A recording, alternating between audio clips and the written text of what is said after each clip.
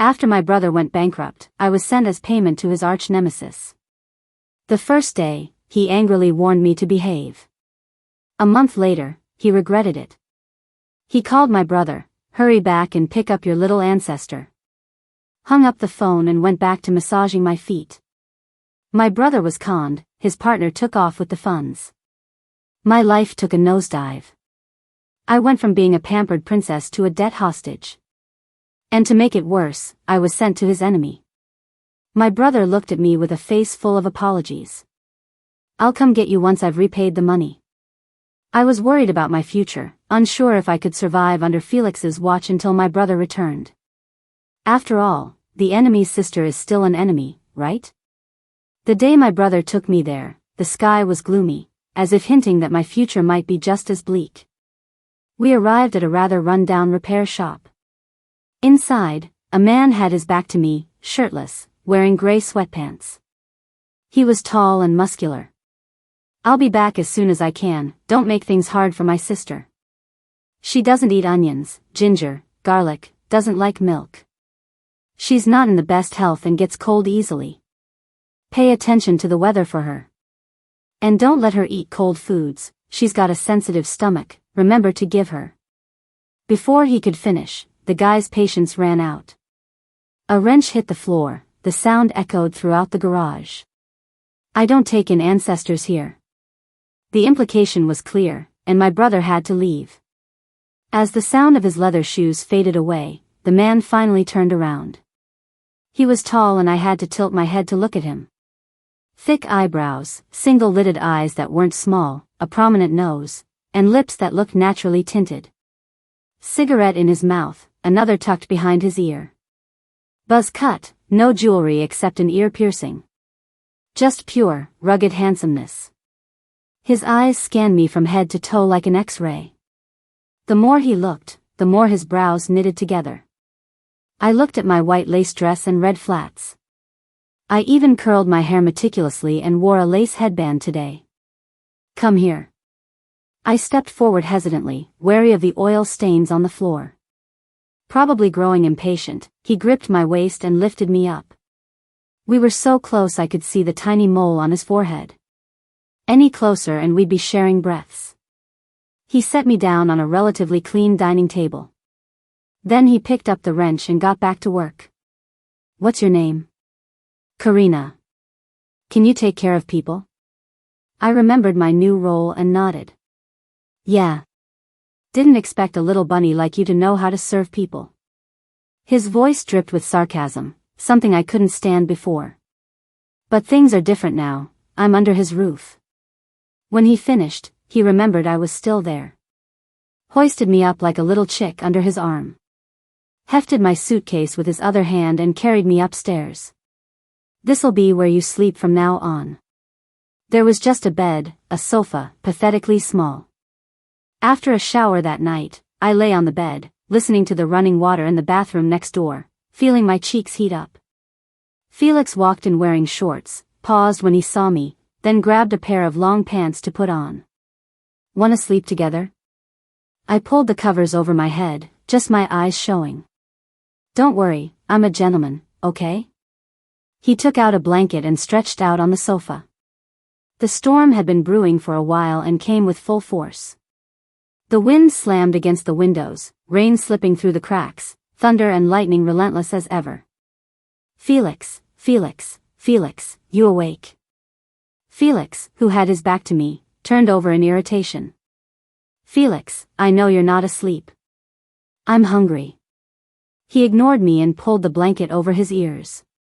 "Felix, I feel sick." The hunger in my stomach made the thunderstorm even more unbearable. "Hold on." His voice had a trace of impatience, but he got up and went outside anyway. I huddled in the corner under a blanket, praying for the rain to stop soon. Before long, he came back with a bowl of noodles. "Eat."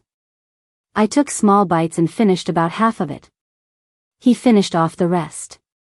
"Now that you're full, get to sleep." Feeling satisfied, sleepiness hit me quickly. Morning air after the rain smelled of earth.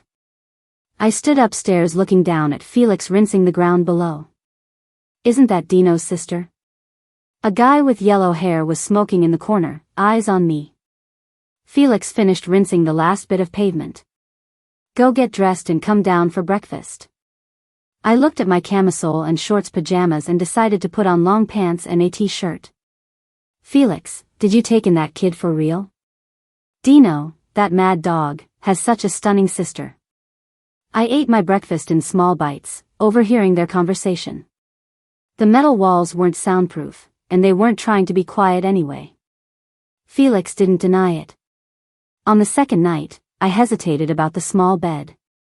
Felix, can we change the sheets? Felix sat cross-legged on the sofa, scrolling through his phone, and dismissed my request. Nope. I took my things and locked myself in the bathroom, crying my eyes out. Come out. For what? The door swung open and bounced back closed. Huh. Maybe I had amused him. Felix rubbed his nose and looked down at me. It's just a sheet, why are you crying? His rough fingers wiped my tears, making my skin burn, causing tears to fall again, hot enough for him to pull his hand away. Fine, we'll change it, right now. I couldn't speak through my sobs.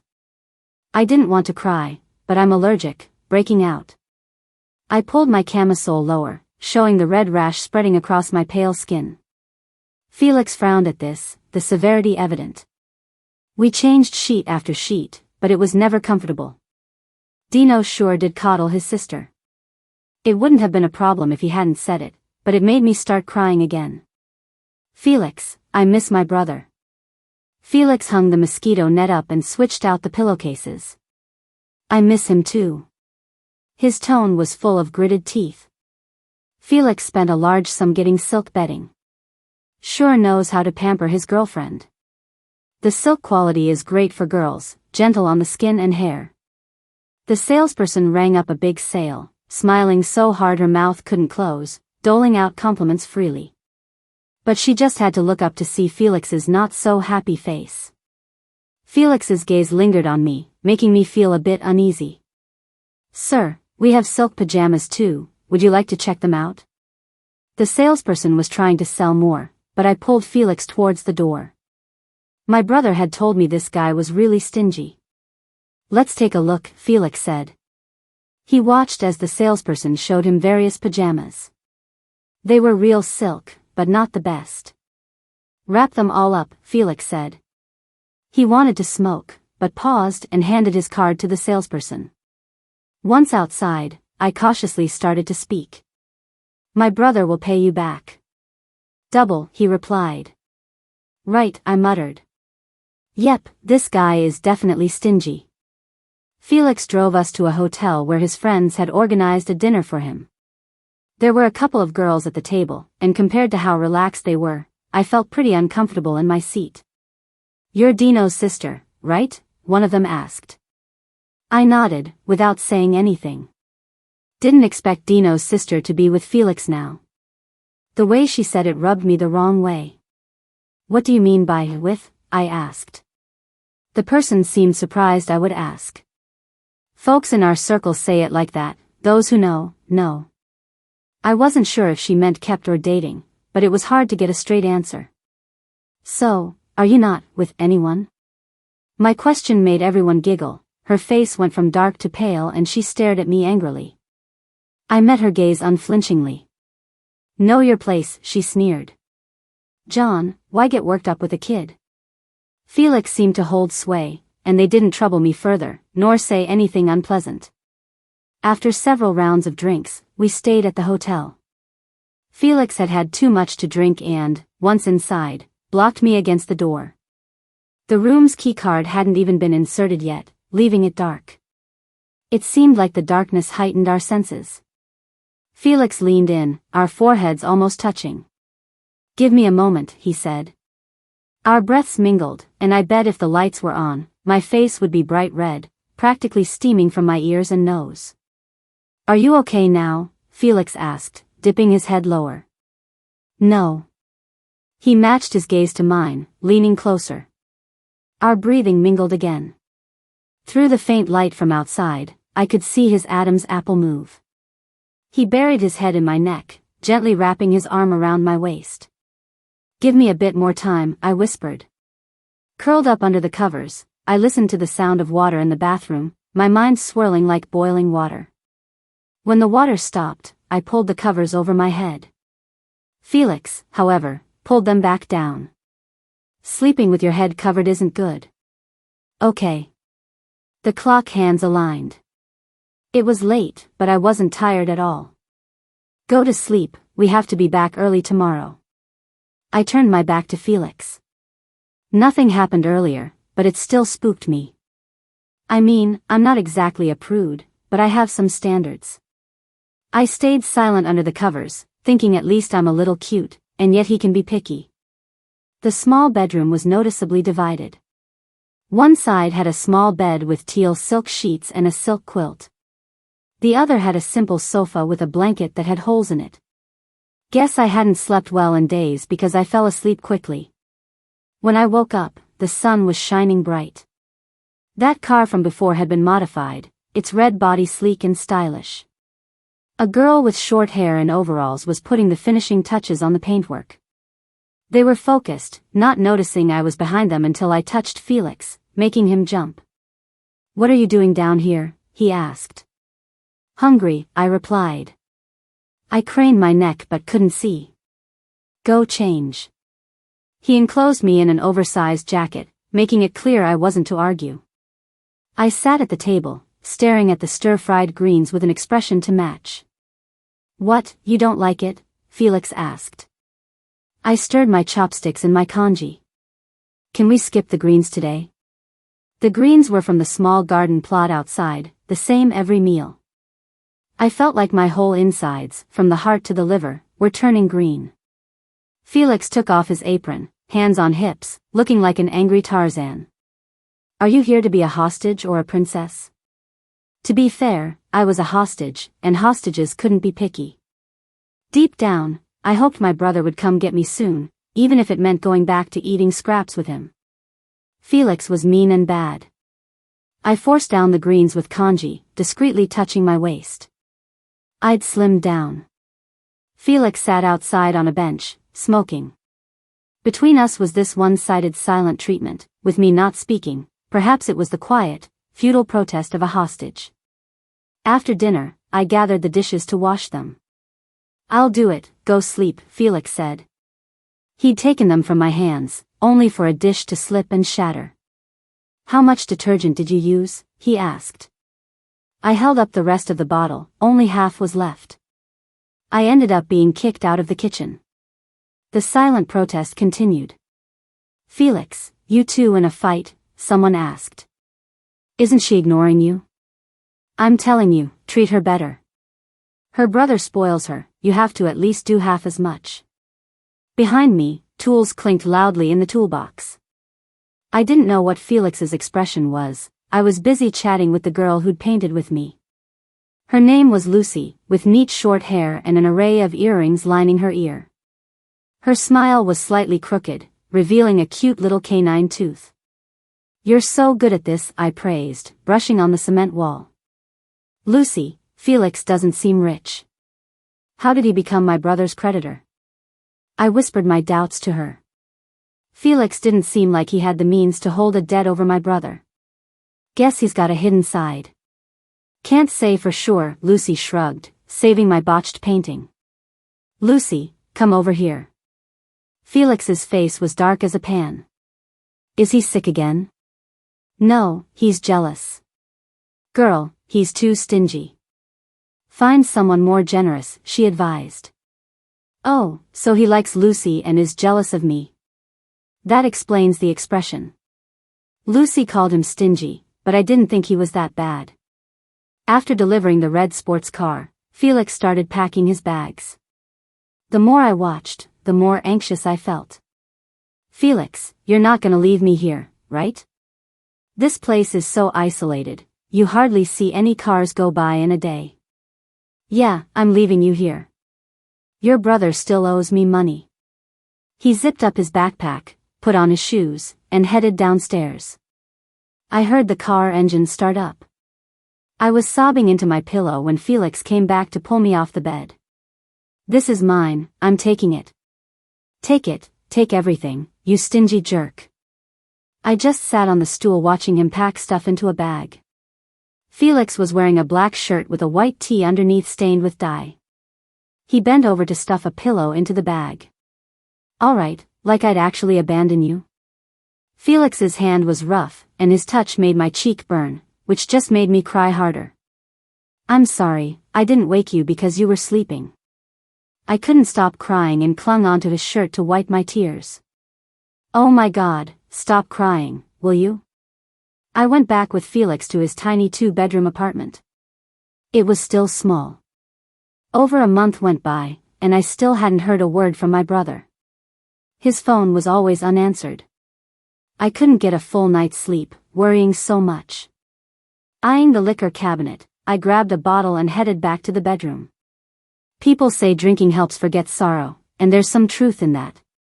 Who knows when Felix got back? When I came around, my head was pounding. I was sprawled out on the living room couch. "Felix, my head hurts."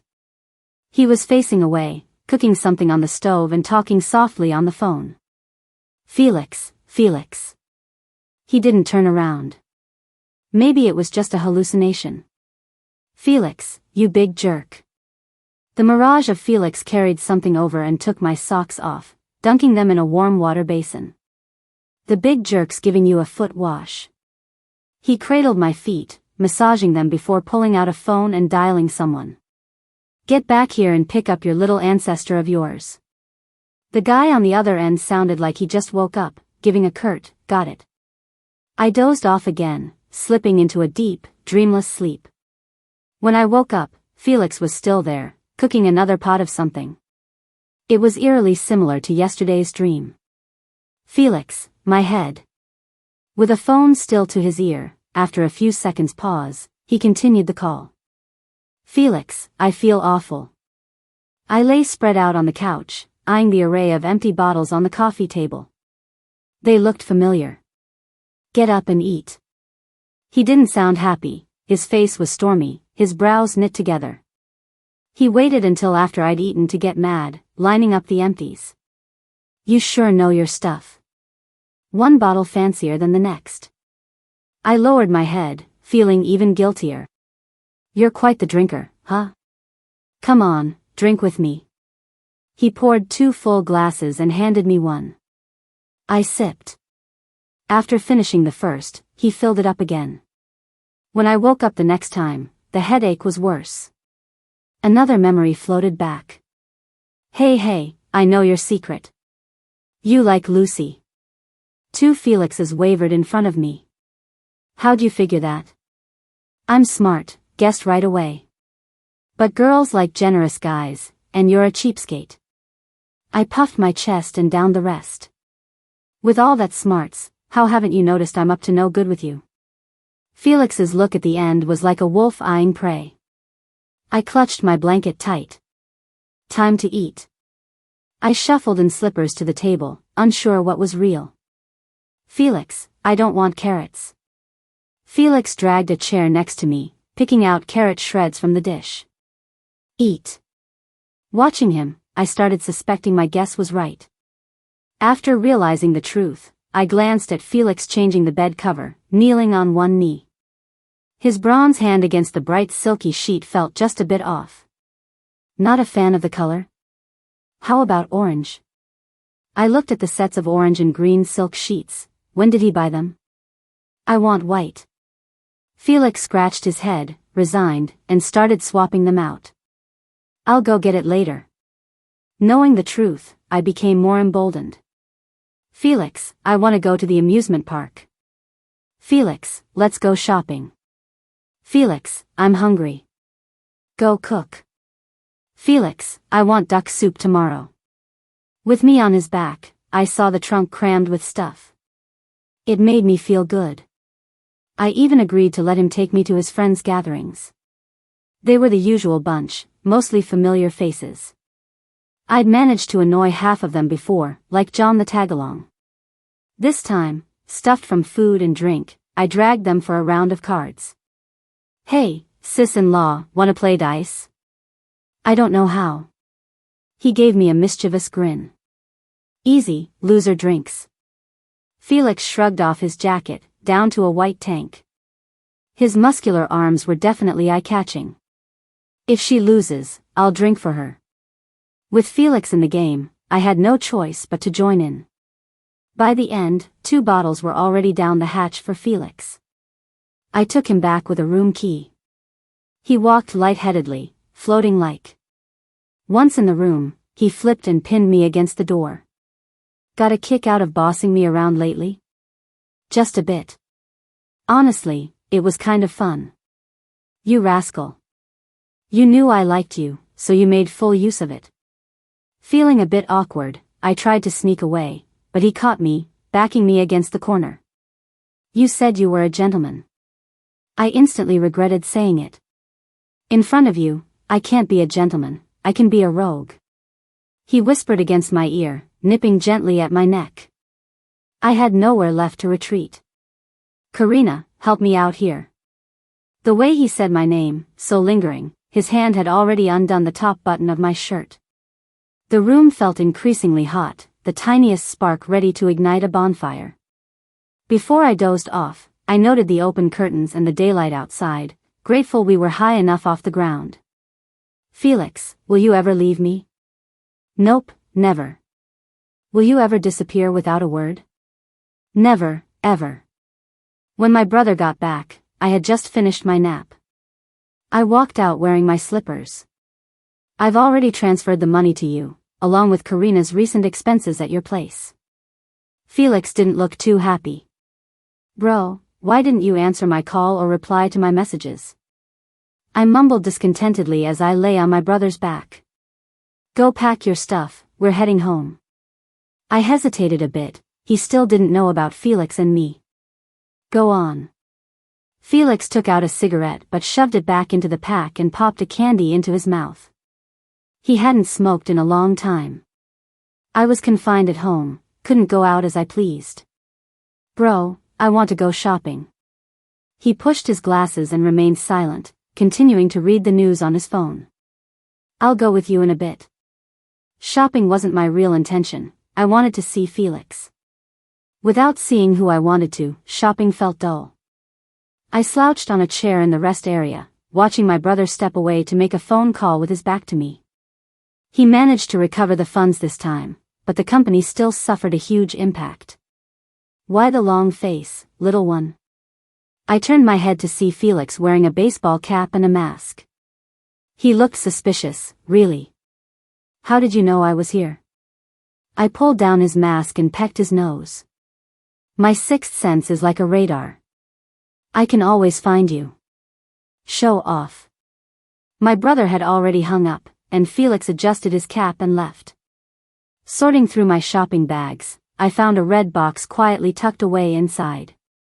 Packed with earrings, gold bracelets, and a couple of gemstone necklaces. Nothing cheap. Probably only fitting for my 50th birthday or something. Once the company was back on track, my brother resumed his early to rise, late to return routine. Sneaking out to find Felix, I saw them huddled around car design blueprints. Not understanding it, I sat outside waiting and saw Lucy bring a girl into the room. She was pretty, hair elegantly pinned up, looking stunning with just a little makeup.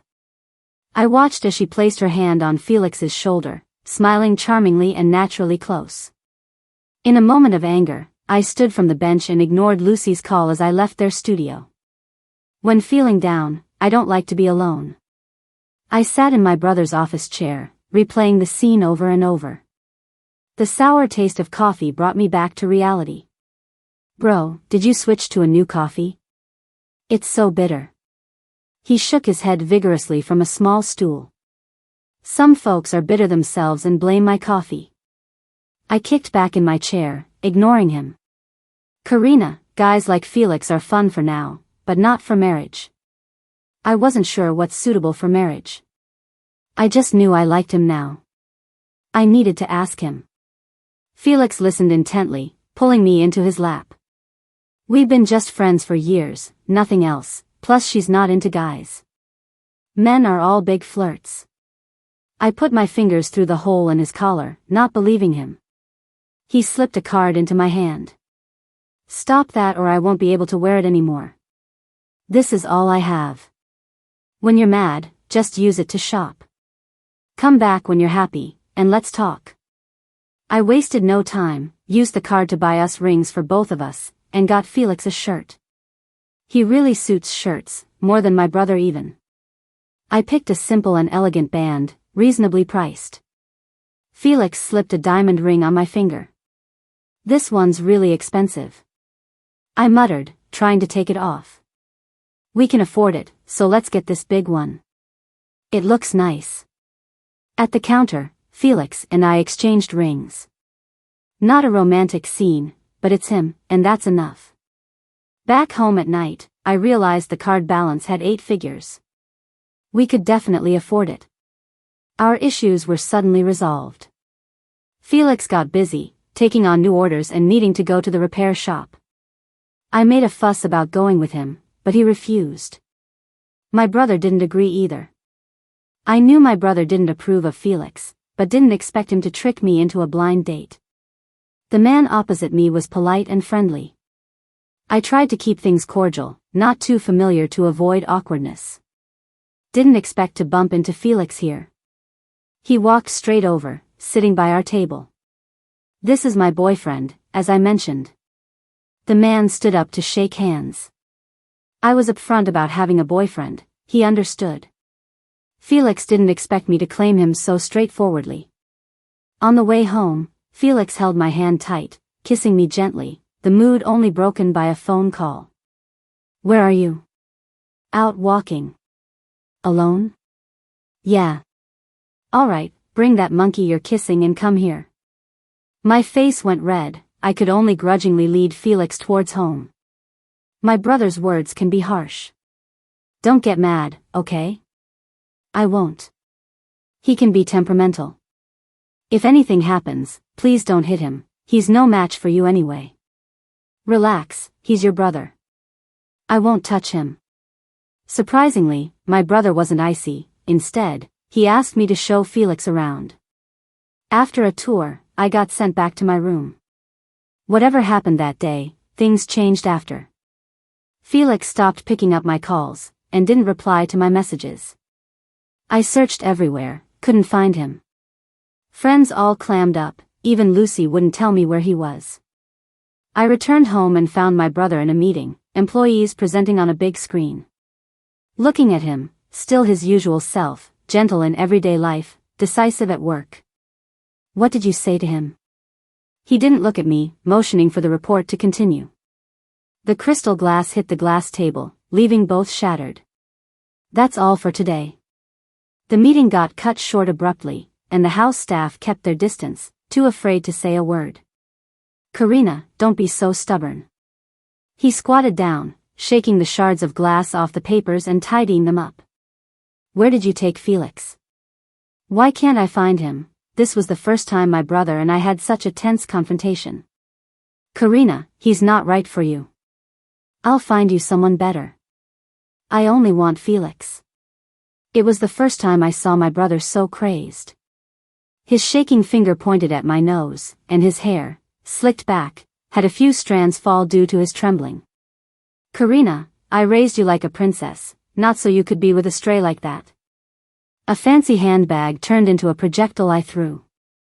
Princess? What kind of princess? The one who's pawned off because her brother is in debt. You put me with him. You should have known what would happen when you sent me over. But you still did it. What followed was just silence. He slumped on the ground, disregarding the now disordered documents. Karina, the hardest thing you'll have to endure will be the time spent with Felix. Isn't returning to be your big brother's little princess better, brother? The ivory tower collapsed. So, I can't go back to being that naive little princess. It fell the day you told me you pawned me off to pay your debt. I don't blame him. He protected me well growing up, so for him, I was willing. I didn't want to hurt him or Felix. I searched for Felix for a long time, so long I got used to the pain in my heart. That day, The conversation between the two men wasn't extremely hostile, but it wasn't friendly either. Felix and Dino never saw eye to eye. One thought the other was a profiteer, and the other saw him as inflexible. Yet there they were, sitting together for Karina. Dino explained the history of the house to Felix as they sat on the sofa. Felix cut to the chase, understanding the point. As you see, this is where Karina grew up. As her brother, I hope her future husband can at least maintain her quality of life. This was tough for Felix. Right now, it wasn't that simple. The mansion, smack in the city center, was worth enough per square meter to buy an entire place elsewhere. Dino always had a strategic mind, accomplishing several projects since joining the company. In a chaotic family, he protected his sister and, upon taking over the company, swiftly handled meddlesome relatives. Even after partners led him into debt and the company's precarious state, he still found a decent person like Felix for his sister, given the lack of good company around him. In a few short months, he recouped all the money. Such a person had strategic capital. Felix, I'll admit you've got some skills.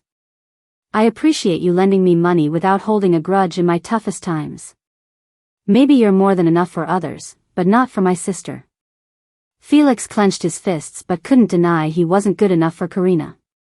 He didn't have Dino's investment insight, so the loan he gave him was with the promise of high returns.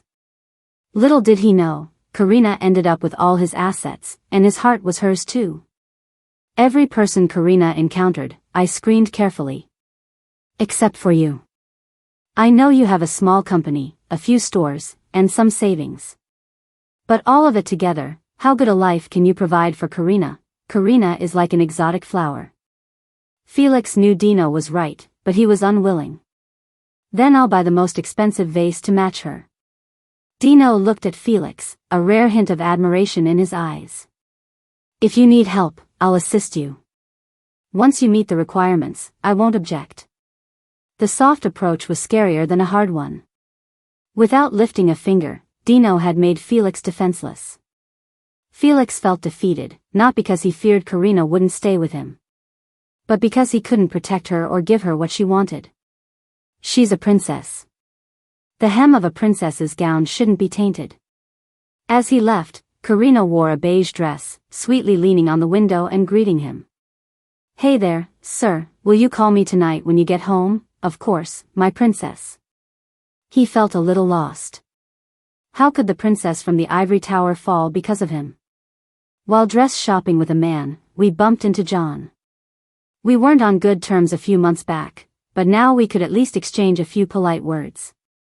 Who's this, my fiancé? With that, I slipped an invitation from my purse into his hands. You're welcome to my wedding. In his eyes full of disbelief, I left with the man. My brother and I still lived under the same roof. I once thought the house was too big and we'd never run into each other. Now, it seemed too small. I could bump into him anywhere. If you don't want to see me, I can move out. I turned around, looking at the person standing in the garden, noticeably downcast. No need. The wedding took place as planned. Holding the groom's hand, I walked to the center. Applause filled the air, smiles on every face. A figure rushed out from the crowd, fists flying, knocking the groom to the ground. Karina, using my money to marry someone else, using my card to buy a wedding ring. You've got nerve. Felix, in a rage, had the groom beaten black and blue. You beat up my groom. How will the wedding go on? Felix's angry laugh accompanied him kicking over the floral waterfall. What a pity. It cost him quite a bit, and I rather liked it. Only with me can you have a wedding. The groom lay on the ground, wailing, his white suit now blood-stained. Sis, you didn't say they'd hit that hard. All I wanted was an internship certificate. I slipped a bank card into his hand. That's $100,000. You can pick up the internship certificate from my assistant. The crowd dispersed, leaving just me and Felix. He was wearing that gray shirt with bamboo embroidery I got him, paired with black suit pants and dress shoes. Very formal. He used to hate dress shoes. I lay on the grass laughing, couldn't stop. Feeling happy? Yeah, I'm happy. He lay next to me as I laughed like an idiot, not even knowing why. Do you know how mad I was seeing that charge for the rings? I wear a $50 shirt, and you spend my money to buy that pretty boy a $200,000 ring. My smile faded. Do you know how angry I was when you left without a word? He didn't reply, and we just lay there silently until the moon was high in the sky. I got up, brushed off my silk wedding dress, and took off the bothersome heels. Felix, we need to break up. Felix's eyes went red. He reached for my hand, but I pulled away. Why? Felix, I don't care what you and my brother discussed or agreed on, but you shouldn't have done this. I hate it when people leave without a word. I don't like being left in the dark or having my future decided for me. I'm sorry, Karina. Your brother promised if I left for a year and achieved something, he'd let us be together. I was afraid I couldn't give you the life you have now. Felix's hands trembled as he tried to get closer but feared my disgust. Why do you all get to decide my life without me? Why didn't you ask me what I wanted? I wasn't hysterical or sobbing uncontrollably because it would have been pointless. Felix moved forward, I stepped back. I watched as tears fell from his eyes and he trembled, looking like he was about to break. Felix, today's just for closure. I like things to have an end. Felix held me and cried, his tears burned my shoulders. I made a mistake, it's all my fault. Please, Karina, let's not break up. Let's never break up again, okay? Felix, you're hurting me. Hearing that, his grip loosened a bit. I'm not sure how I got home.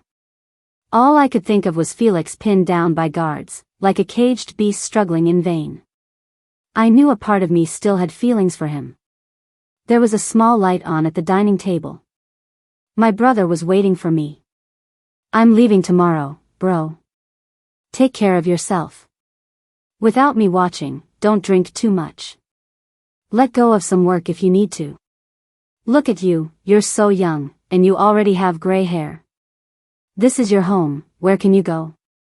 Where would you go? His voice was hoarse as I tilted my head back, trying to keep the tears from falling. I just want to go out and see the world. Do you have to go? Bro, you know I hate it when people leave without saying anything. Mom did it, Felix did it. I hate being left behind. Next time, don't send someone to a branch, tricking them into market expansion. It's dangerous. He has his own life, and we disrupted it. We owe him an apology. I handed Felix's things to Lucy at the airport. She was holding hands with the pretty girl that had caused the misunderstanding. Do you really have to go? Can't you just clear things up? She seemed unable to grasp why I had to leave, even after the misunderstanding was cleared up. I looked at their hands together and gave Lucy the things Felix had given me. The money's been paid back. Please pass these along. Tell Felix he's amazing. He really is. If he gets a chance to strike out on his own, he'll probably do great things. When I returned to my homeland, I couldn't even remember how long it had been, 3 or 4 years.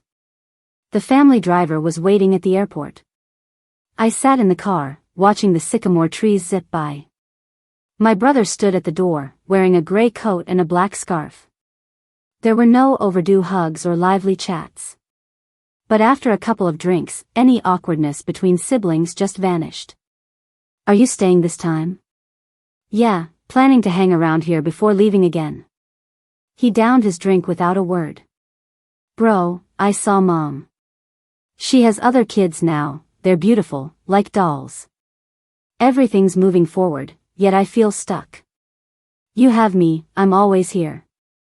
Our family dinner was pretty quiet. We sat and watched my favorite cartoons. Felix is still waiting for you. Maybe he just hasn't found someone he likes yet. Blame me if you want, I knew your hang-ups and still pushed him. Bro, I love him, but I love you more, and being abandoned hurts too much. I can't handle it again. The story between the three of us, I don't know who to blame. I saw Felix again at a car show, he was wearing that gray shirt. Just a glance, and my heart was all over the place. After leaving the showroom, I fumbled for a cigarette, couldn't get my lighter to work, and got frustrated. Felix shielded a flame from me. Earlier, it was just a distant look. Up close, I noticed his hair had grown.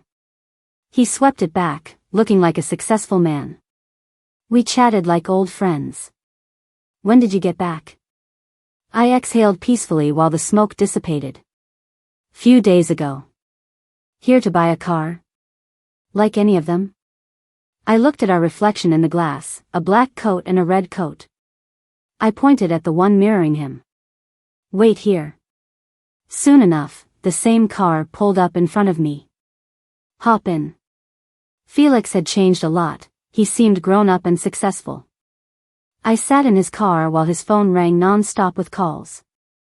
Felix had made it big, launching a car brand and gaining fame in a few short years. 7. I thought he was gonna take me home, but to my surprise, he brought me to the spot where we first met. The graffiti I painted on the wall has faded over time. How have you been all these years?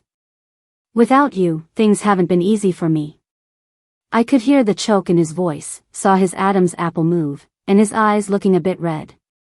Felix, we owe you an apology. My brother and I disrupted your peaceful life. It wasn't your fault, it's just I can't get past this hurdle within me. It looks like someone's been cleaning here, it's tidy and still set up like before. It's my fault, I promised I wouldn't leave you. Felix still has that ring on his left hand.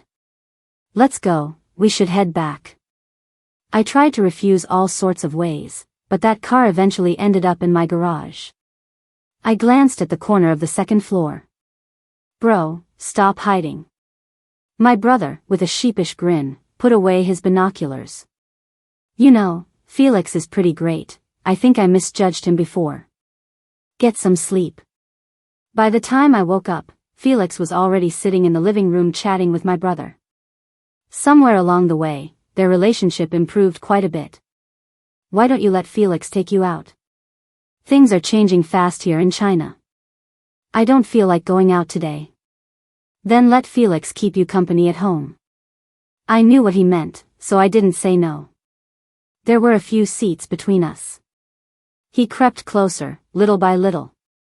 Karina, I have some rubies, would you like to take a look? I took his left hand, touching the ring I placed on it. Why are you still wearing it? Just got used to it. Felix gets emotional easily now, on the verge of tears after just a few words. I turned the ring, took it off, and placed it in his palm. Take it off, time to move on. I set out on a trip again. I planned a road trip across the country, and once my brother marries the woman he likes in a few months, I'll fly to the Czech Republic. Not long after setting off, I noticed a car trailing me, not too close but just tailing along. It stopped when I stopped, moved when I moved. I knew who it was and didn't bother with it, just followed my own planned route. After several months, on a rainy night, my RV broke down. Out in the sticks, Felix saw his chance from not far away. He trotted over with a toolbox. Karina, let me fix your car. I'll get a tow truck. But the rain poured down, and no matter how much extra I offered, the tow truck driver wouldn't brave the storm. I was left huddled under a blanket, shivering in the RV. The gusts were so strong that eventually, my vehicle couldn't hold it and tipped over. When Felix dragged me out, I couldn't tell if the water on my face was rain or tears. I ended up in Felix's car. He'd modified it to be super sturdy, filled to the brim with stuff. Next to the driver's seat, there was a picture of me from back when we first started dating, taken by Felix when we went out. That scared me to death. Felix hugged me tight, and I didn't push him away. That rainy night filled the void in Felix's heart again. He held on to the girl he once let go, tears spilling over. He had two plans now: build the best RV in the world for his Karina and travel the world with her. Karina's heart started to soften. The end. Bonus, Dino. I live surrounded by old relics. The outdated notions of favoring boys and the eldest son still exist in our family. Luckily, that means my dad's illegitimate kids don't threaten my standing. But my sister wasn't so fortunate. She didn't fit in anywhere. My dad has many illegitimate kids, so even a daughter born from his wife doesn't catch his attention. My mom barely managed to protect my little sister. I didn't see her much. My grandparents didn't allow my mom and me to spend much time together. They said she was uneducated, had no knowledge, and couldn't teach me anything. I didn't really know my mom, except for the night before she left when we finally talked like a typical mother and son. I don't remember much of what she said, just that she told me, "Only you can protect Karina in this family."